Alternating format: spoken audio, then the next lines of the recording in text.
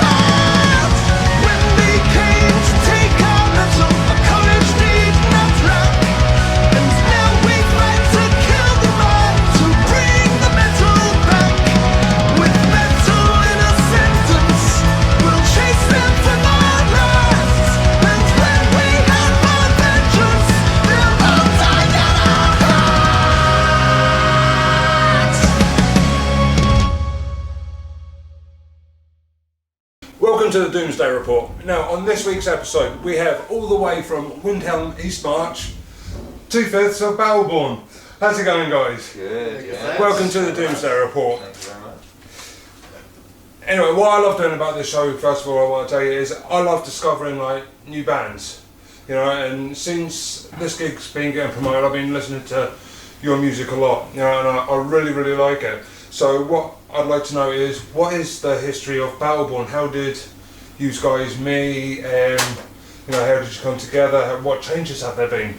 So we started in 2018. It was originally three of us. Well, actually, it was sort of originally two of us. We were coming back from Wacken Open Air in Germany, at Grove Festival, and we'd seen loads of like power metal bands there, and we kind of realised there aren't a whole lot in the UK, and it was just something that really influenced us to do something over here and help curate a bit of a scene or get involved in a bit of scene and build it, and yeah, put a passion from there. And you know, we were, me and Tom, two mates from uni. We knew Jack, who was another mate from uni, and then Chris, who was our old bass player, who knew Charlie, who joined on drums, and yeah, from there we were a five-piece, and we started doing some power metal. Yeah. Awesome. Now, how has the band changed over, since its inception? How has it changed? Well, I mean, we first released music over lockdown. We originally planned to release our EP and release some singles and do a launch show back in April 2020. I think we wanted to do a launch show, then of course the works shut down. So we had to sort of change tacks really. So after that we just threw so much into online PR and all that sort of thing. So we hired a PR guy to get us lots of interviews and reviews and all this sort of thing, and just really plugged the EP as far as we could. And then, you know, we just managed to get a following before we'd even played a show. So then as soon as lockdowns were lifted, we were able to hit the ground running really. And Bloodstock would have been our first gig had it not been for us just sort of preparing a warm-up show in Southampton just for a few weeks before, because we couldn't have that being our first gig just in case things went wrong. It's kind of jumping in 2 feet first. Exactly. That's a bit of a deep end, that one. Yeah. So, but we just sort of developed from there really. So, so after that we've managed to build things around. We managed to we contacted several labels, and Prosthetic took the bait, I suppose, and they took us on, and they've been really great to us actually since then. So how did you get the Bloodstock gig?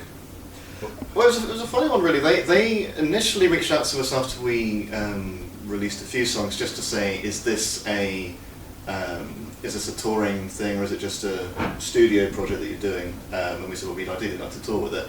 And then we didn't hear anything for months and months and months. And then it was a couple months before Bloodstock last year, I think, and we just messaged them like, remember us? Do you fancy booking us? and they did. So we just don't ask, don't get really. So it sort of came around that way. Yeah. Wow.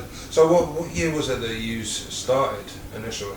So we started doing like all our original writing in 2018 as kind of like a bit of a jokey studio project just for fun. And then we thought oh, this is quite good. Let's actually do a band, and that really happened at the end of 2019. And so like Charlie was saying before, it was like beginning of 2020. We'd done all our recording, we'd done some rehearsals, we were ready to go and like play 1 or 2 shows, just sort of see how it went down. And yeah, obviously lockdown struck. But yeah, end of 2019 really. So only 2.5 years or so. Yeah. Oh wow, that's awesome. I mean, getting Bloodstock straight away like that's really impressive. You know, now you guys are on your Ride for Heavy Metal tour. So how has that been going so far? Yeah, it's been great. It's been a lot of fun. It's our first tour as a band, and it's been new experiences and seeing how it's all gone. And obviously post lockdown, there's so many unknowns. You know, it's been totally chaotic in that regard. But in terms of the actual shows, it's been really awesome. This is show number 5. Yeah, and we've got 4 more after this. Wow. Yeah, so 9 in total. But it's been so much fun getting out there and playing show night after night. Yeah, and what's really nice as well, because the only shows we've really played before this have either been bigger festivals like Bloodstock and Ancient Rich Vikings, where you're always going to get a crowd anyway, or they've been more local shows, sort of where we basically will have a group of friends going anyway. So we've got that local support to get the crowd a bit more riled up. So it's been a bit of a test, I suppose, because we're playing to whole new audiences where we don't really know anyone, and the response has been great as well. It's really nice. That is awesome. Now, how long was the tour planned for before you kicked it off? Was there a lot of work going into it? Yeah, that was all you, largely, Yeah, I mean, we started back in maybe October of last year, just so that we could see what happened. Because by October 2021, there's still so many unknowns. We're like, well, hopefully everything 2022 May time will be sorted. And yeah, just emailing out to promoters, cities, and yeah, all sorts really. Some got cancelled, some got rebooked. In fact, this show tonight was originally booked to be audio. So yeah, every show has had some degree of change in it, but we know you roll with it and you play and hope for a crowd. So the problems that you have had haven't been too big that it's hampered you in any way? Exactly, yeah. We're not going to let us down for that one. Yeah. That's great. Now, I do like hearing embarrassing tour stories from bands. Have you guys got anything that you can divulge and share with us? There was a fantastic one last night, wasn't there? Oh, yeah, this sounds interesting. That was a good one, yeah. Well, basically, it got to the end of the show. Oh yeah. so it was before we play the last song, when just before the intro starts, Jack, the singer, he'll thank the crowd, he'll thank the staff, he'll thank the venue, he'll thank the support bands, and he goes, "Oh, I'd like to thank our fantastic support bands." Oh fuck! And he couldn't remember the name. You know what? I do actually. I can relate to that. Because I've got a brain injury. You can see the scar there. It's a bit of it's an awesome scar. It's a talking point. And I have brain farts all the time. I've actually been conducting interviews, and it's like I've been Esteban, and this has been. Silence. I'd have to go over it all again. Now, you've explained lockdown, so it was productive for you, your lockdown, you got everything done during that? Yeah, I mean, so we did our EP release in June 2020, and obviously there was a whole lot more lockdown after that as well, so we thought, well, what can we do? We're going to get straight back to an album.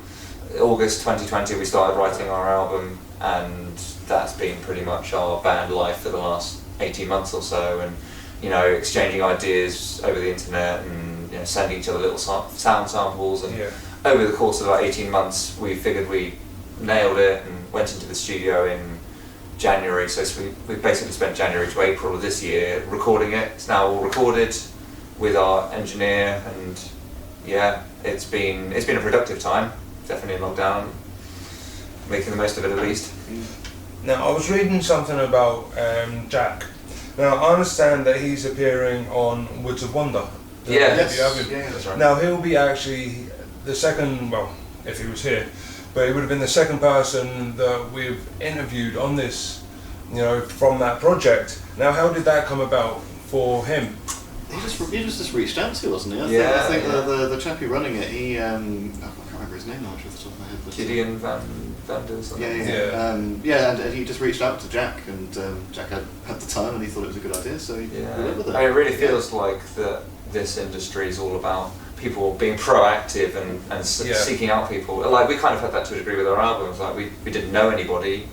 We reached out to various producers and thought, well, you know, we get rejections from 101 acceptance, then that's better than not doing anything. Exactly. So I think it's a similar sort of story with the Wonder Guy, and he seems to have loads of He accepting. has so many guests, hasn't he? Yeah. I think the track that Jack's on is with Ralph Sheeper from Primal Fear, and Not Herbie Langens, wasn't it? no, it's Conti from Rhapsody. So yeah, these are big names that this guy has managed to scout. So it's awesome. Yeah. Now, what have you guys got there in ways of like releases apart from your album? How many videos do you guys have? So I've watched that Bring the Metal Back like time and time again. I really enjoyed that. It looks like a high production video. Yeah, it was good fun to film actually. Although I was so unwell that day actually, and I had to spend it about 4 hours at such high energy when I just didn't have it. So I look like I'm having fun, or it was not a good day. But we've got a couple in the works that I probably can't really say much more beyond that. To be honest, they're exciting. They are very exciting. They're going to be very good. Now, what difficulties did you have with recording the video, and how long did it take? Oh, yeah. I suppose the video, we had a bit of issues finding a director that was available because we had such a busy recording schedule that we didn't really have many free weekends as a band collectively, and then it was trying to liaise that with directors that also happened to be free at that time. So it was a bit of a struggle finding a director. Then once we found one, couldn't find a location for a long time either, but eventually it's just all logistics really, I think was the large part with that. But the ones we're doing going forwards, we've it's already in the works really. We've got a director, a couple of people are working on a couple of different videos, and Awesome. Things are moving, and we've got plenty of time to do so. So if there are any hiccups on the way, we've got a good couple of months to fix it. Really, Sweet. Now, is there any cities that you haven't visited yet that maybe that you would like to do so in the future? The big one's obviously London. Yeah, we've had 2 London shows cancelled so far, but out of our control. Let me guess, you want to play at the Tottenham Hotspur Stadium, didn't you? You do. For me, my dream venue would be the Underworld. For me personally, I love that place. But no, because we were supposed to open for Power Quest on the 28th of, so that was originally supposed to be a tour date on Saturday. Right. And then Power Quest had to cancel that a couple of months ago, and then we had another London show booked in as a warm-up. That's supposed to be on the 20th, and then Jack and Matt caught COVID, so we had to cancel that one as well. So I think they're trying to get another one booked. We've got 2 more London shows. Yeah, so we will be there eventually. It's just unfortunately not part of the other one as well is we like to play in Edinburgh. We like to play more in Scotland. Newcastle as well. Now heading north more. It's been difficult on this tour to. We couldn't really be choosers necessarily with where we play. There's been a lot of South Coast really, and there's a bit of focus there, so we would like to branch out somewhat more, and obviously that's just counting for the UK. I mean, power metal's huge in Europe, so we'd love to go to the mainland really. I mean, I imagine it'd be great to play in Germany. Yeah, sure, absolutely. Yeah. Now, what is your favourite thing about touring? Being idiots. We just chat nonsense basically because we had a 5-hour drive today. Yeah. And we just shout bullshit. Shout rubbish. That's good fun. Yeah, it is good fun. You get that sort of festival vibe without really being a festival, and that's quite nice. I mean, I suppose there's always like the tightness of the boys being together on the road sort of thing. Yeah, it's good. And also you get to meet so many people, and it's meeting new people, and after every show we've had people come up to us and want to talk, and they want to take pictures or just ask us about our equipment. I've had drummers who want to talk about drums and guitars and that sort of thing, and it's just really nice to meet these people and share experiences. And just the playing as well, playing night after night, playing the songs that we enjoy, watching the audience reaction. It's just a cool experience. And doing it every day, living the dream, isn't it? Yeah. It really is living the dream. Now, you guys have signed with Prosthetic Records. Yeah. And you've re-released the debut EP with a new track, Hammer of Might. How did the signing happen, and will the label be pushing it out to stores? So with the signing, first of all, our main ambition really with this album was to do the EP initially just indie, and we decided, well, for an album we want a bigger budget. So we recorded the drums in Germany.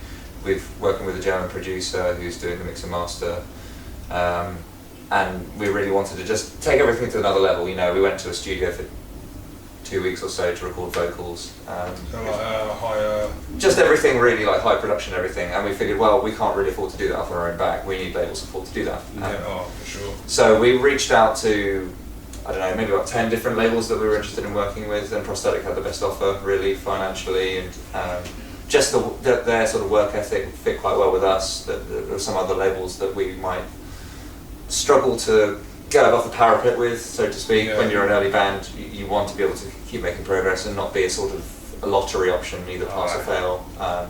So yeah, that's how we got with Prosthetic, really, and how we chose them. Yeah, and what really cemented Prosthetic as well is before we were signed, but we were talking about maybe at that point, and they were hosting an event in London.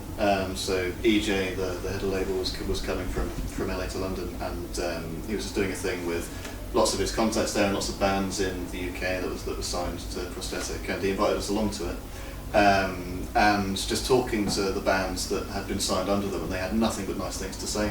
And it just really, really cemented our decision that these are the right people to go with. Awesome. Now, what's been your favourite gig to date? Now, it doesn't necessarily have to be the biggest. To play? What's been your favourite one to play so far? Oh, Bristol was quite good. Bloodstock was quite good. Bloodstock But it was quite early as well. I guess we were all finding our feet a little bit with Bloodstock, certainly the second show. But yeah.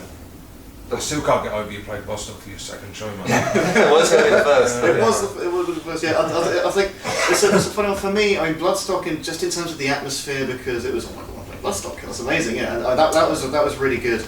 And the crowd was just fantastic. I mean, during the sound check, I just sung one of our choruses just to test my vocal mic, and then hundreds of people sang the rest of it back to me. And as a drummer, I never get that sort of crowd interaction.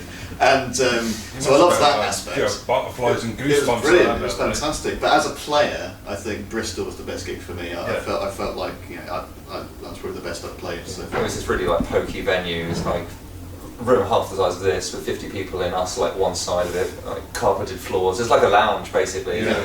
Just one of those like cult venues. It was just really cool. Yeah. See, sometimes the more intimate ones are better. Yeah. You know, I've always thought that. Just like hot, and you know, you feel it one with the band kind of thing. It's like crowded band. Like I don't know. It's cool though. And what are your plans for the rest of the year and into next year? Oh yeah. Well, we've got album release to think about. So the album's almost done with our Can you producer. divulge the name of said album? We haven't done yet. We have not announced not it, yet. but we'll do soon. Yeah, we'll do soon. But yeah, it's like 99% done. It's just like we were listening to like bits in the van on the way because it's like that close to being done, and we were just giving feedback still to our producer. Then yeah, thinking about singles and stuff and videos. Yeah. We've got a few more shows at the end of the year, maybe about 10 more. Yeah, sort of around the autumn. It's not like a tour as such. It's just lots of bits dotted around here. But so we're hitting a fair few more cities. Yeah, and then we'll think about writing another one. That's the way to go. Now, what have you got in ways of merchandise? I've got 3 or 4 different t-shirt designs. We've got patches, CDs. And Yeah. Is that all available on your Bandcamp? Yeah, on Bandcamp and on our website as well. It's all currently off because we didn't want to sell something that we'd run out of whilst on tour. But yeah, once sort of the 6th of June, when we'll be home again, we'll get it all live. Whatever's left of it. I think we've drastically underbought, really. It's a bit like humble brag, but no, it's not feeling so great. Like we're constantly kind of like, we don't have this one, but you can have this one. Awesome. Now for my final question, well, it's not even a question really. What I like to do is I like to put my bands on the spot. Right, I want them to look into the camera. And for the people watching this, tell them why they should come and see you live. if they haven't heard you yet on the spot? Oh, you should come and see Battleborn live because we have quite catchy choruses. Like our songs, we find you get to like, even if you've never heard it before, like we're playing songs on this tour that people have never heard, we've not released them, and by like the second or third chorus people are already joining in again, so it's just like a big fun party really. Yeah, I mean, frankly, if you just enjoy fun, then you'll enjoy our shows. So, simple as that. Awesome. Well, thank you so much for taking time out to come and speak to me, guys. Yeah, pleasure. It's been Thanks a for having us. Thank you. Yeah, cheers. What can I say? I've been Esteban. This has been Battleborn, and this has been the Doomsday Report. Keep it metal. He is fighting a metal war. That's 'cause he's a